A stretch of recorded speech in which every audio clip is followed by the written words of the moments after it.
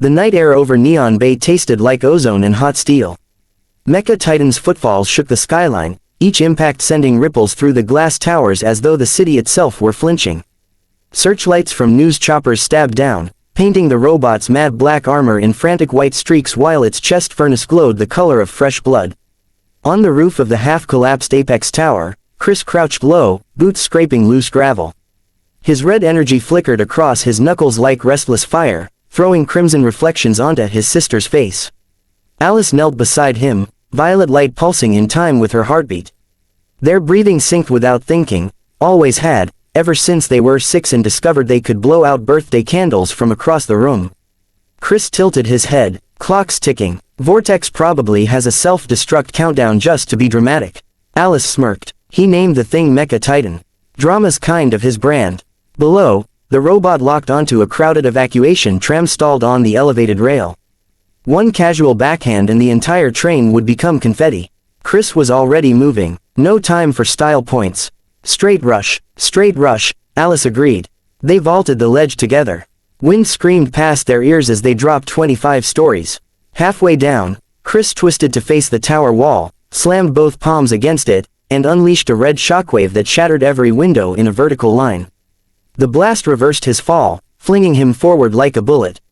Alice mirrored the move for move on the opposite building, violet explosion blooming behind her, launching her in perfect parallel. They met in midair above the street, clasped forearms, and spun once, red and violet light braiding into a single helix. Then they kicked apart, accelerating toward the Titan's knees from opposite sides. Mecha Titan's sensors whirred, twin anomalies detected, threat level, critical. Its left leg rose to stomp them flat. Chris hit first. He drove his shoulder into the back of the knee joint, red energy erupting on contact. Servos screamed as the leg buckled inward, forcing the entire 50-story frame into an awkward kneel that crushed 3 abandoned cars beneath it. Sparks showered like lethal fireworks.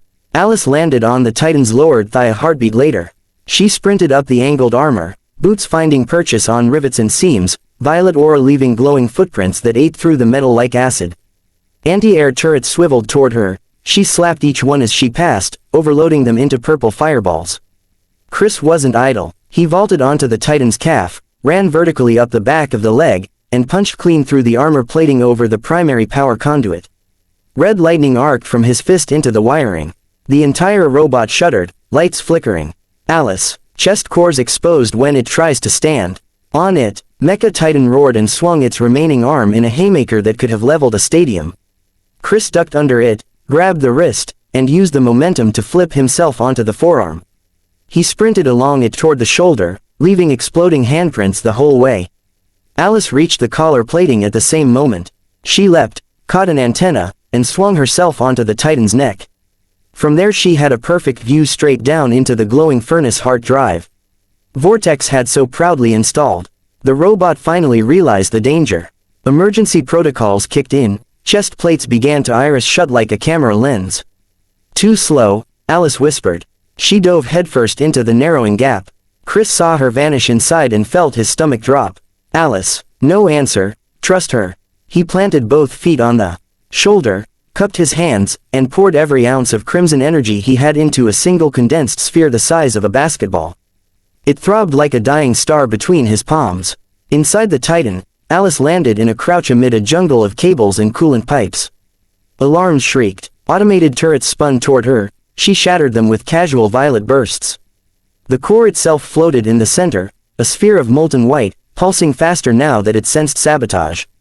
She pressed both palms against the containment field. Violet energy met white fire and held. Come on, Chris, she muttered through clenched teeth. Wait for it. On the outside, the chest plates were almost closed, only a foot of space left. Chris hurled the red sphere like a pitcher throwing heat. It streaked across the distance, shrinking the gap perfectly, slipping through just before the armor sealed. Alice felt the temperature spike and grinned. The red sphere hit the core at the exact same instant Alice released every drop of her violet power directly into it. Red and violet collided inside the heart of the machine. For one impossible second, the entire Titan went perfectly still, no sound, no movement, just blinding white light leaking from every seam. Then the explosion folded in on itself, imploding rather than expanding, crushing the robot from the inside out. Armor plates crumpled like foil. Joints liquefied, the head simply dropped off and rolled down the street, optics dark. When the light faded, the twins stood in the middle of a perfect circle of scorched into the asphalt. Around them lay only twisted scraps, no lethal shrapnel, no collateral fires. They had contained it all. Chris swayed, hands on his knees, chest heaving. "Tell me you're okay." Alice leaned against him, equally spent, ponytail singed at the tips. "Define okay." He laughed, short, exhausted, relieved. "You scared the hell out of me diving in like that. You threw a miniature sun into a robot's chest. We're even." Sirens finally caught up, red and blue lights washing over the wreckage. Civilians emerged from hiding places, staring at the two soot-streaked teenagers standing back to back in the crater. Chris lifted his fist without looking. Alice bumped it with hers, violet sparks meeting red in a soft pop. "Still unbeaten," he said. "Still twins," she answered. Above them, the first news chopper hovered close enough for the downdraft tugged at their hair. A reporter's voice crackled over a loudspeaker. "Chris. Alice. The city wants to thank." Chris waved them off with a tired grin. "Tell the city to fix the tram lines first. We're going home for pizza." Alice snorted. "Extra cheese. And no anchovies on your half, weirdo." They walked away from the smoking remains, shoulders brushing, leaving matching sets of glowing footprints that faded slowly behind them. Twin smash. Super team up. Always.